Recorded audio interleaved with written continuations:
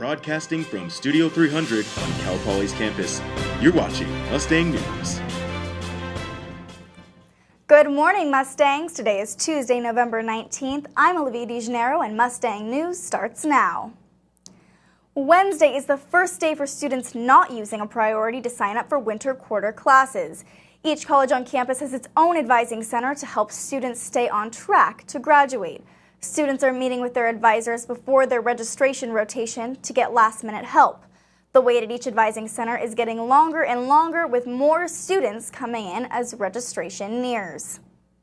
Just figure out, I don't know, what classes I need just to make sure that I'm on the right track, because the one time I tried to do it by myself, I kind of messed it up. Another outlet that could help beat the line at advising centers is the Mustang Success Center. It's a place that helps freshmen, sophomores, transfer students, and student athletes with anything that is not major related. That's in Building 52, Room D37. The Mustang football team may not have won its homecoming game Saturday, but there were certainly two winners on the field for Cal Poly. During halftime, Cale Reed from the College of Science and Math and Taylor Pierce from the College of Agriculture, Food, and Environmental Sciences became Cal Poly's 2013 homecoming king and queen. Well, it's a great honor. I think COSAM is the best college, so I'm happy to be representing it today. I feel it's a huge honor because Cal Poly is so diverse, and to be recognized out of all the great students here, it's fantastic. Cale is part of ASI student government, Poly Reps, and is a College of Science and Math ambassador. Taylor is on the ASI board of directors and helps produce the Cal Poly Ag Circle magazine. The king and queen were chosen after they were interviewed by a panel of Cal Poly representatives. 12 buildings on campus have no hot water after a pipe failure. The entire campus lost hot water for a short amount of time on Thursday. Hot water was able to be restored to most of campus, but 12 buildings have been without hot water since Thursday night.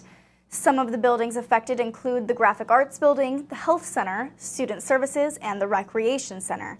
The cause of the outage is a faulty joint in the utility tunnel. The Cal Poly Pier only opens its gates to the public twice a year. We were there to see what's hidden inside. If you want to leave it in the water, actually. If you want to hold your hand out like this. That's the beautiful thing about Cal Poly and San Luis Obispo, the San Luis Obispo area, is that it's a very community-centric area. People are excited about where they live. They want to know things about it.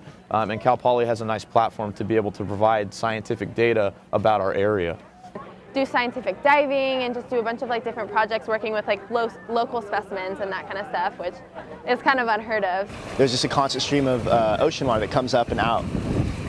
And so there's all sorts of ecosystems that you can house here that if you just had in sedentary water, they wouldn't be able to exist. So that in itself is just giving a blood flow. It's giving life to all these projects, literally.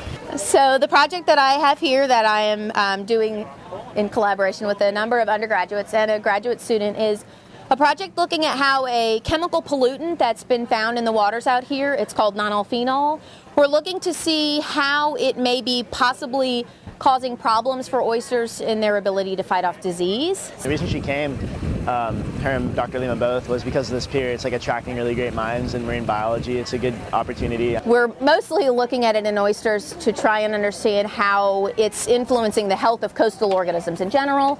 We're particularly interested in preserving the health of these guys because it's an economically important animal. It's important for the industry in the area. For the public, it gives them an opportunity to see the pier, someplace that they don't normally get to check out, and interact with professors, grad students, undergraduates, research technicians, to talk to them about what Cal Poly does in the community.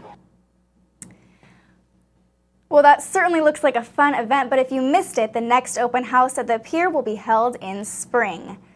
An energy conservation movement is visiting campus today. The Rational Middle is a web video series that covers the use of energy and fossil fuels.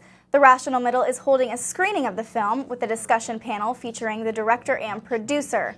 The series is sponsored by Shell Oil Company, and the screening is at 6:30 in the Business Building, Room 111.